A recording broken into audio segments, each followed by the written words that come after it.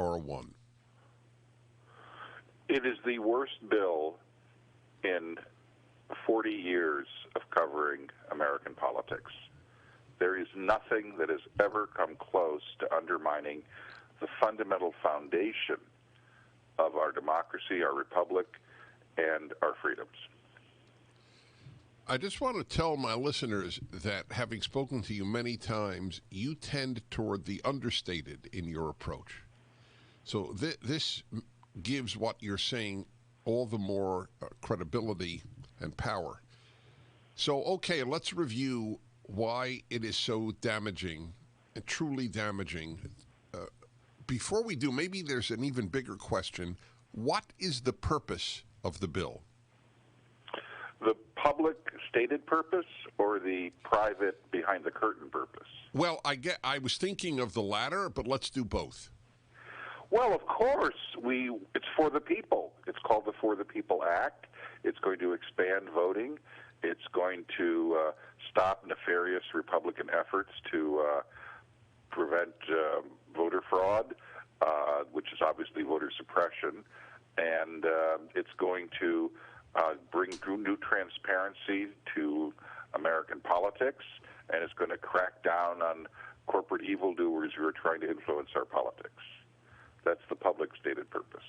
Right, okay. But in fact, what is it for? It's a grab for one-party rule. It so tilts the political playing field in the direction of one party, which is why not a single Republican voted for it, that it would effectively create what I call a one-and-a-half-party democracy. You'd have one party that is so advantaged and has so turned the wheels of democracy in its direction that you can't really count on a free and fair vote. Okay, so is there, and this may be a naive question, is there one Democrat in the House that has misgivings about this bill? Oh, there are dozens. Absolutely. I mean, there are Democrats I've talked to who say, you know, the only reason I'm voting for this is because Nancy Pelosi ordered me to, and you cannot cross the Queen, and I believe the Senate will kill it. Will the Senate kill it? Probably, but you can't be sure of that because you have Democrats saying this is such an important bill, maybe we won't get rid of the filibuster, but maybe we'll find some way for just this one bill to get around the filibuster so we can pass it with 50 votes plus Vice President. In other words, there will not be one Democratic senator who will vote the other way. It's possible that you may get one or two, but only after it's clear that there's public opposition.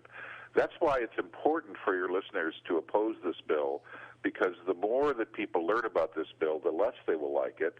The less they will like it, the more they will protest it. And the more some Democrats in moderate states, I'm thinking of Senator Sinema, I'm thinking of Arizona, Senator Manchin of West Virginia, Senator Tester of Montana, they may decide this is a HR one too far and not vote for it. But they must come the public opposition. Okay. I want to get to the details for people to understand that this is pure corruption. In the purest sense, corruption has come to America. It is Tammany Hall nationwide. Tammany Hall was the old Democratic machine that used to steal votes with a bandit in New York City, and it was known as the antithesis of free and fair elections. Let's look at, for starters, Dennis, just starters. There are 32 states that have voter ID laws of some form or another.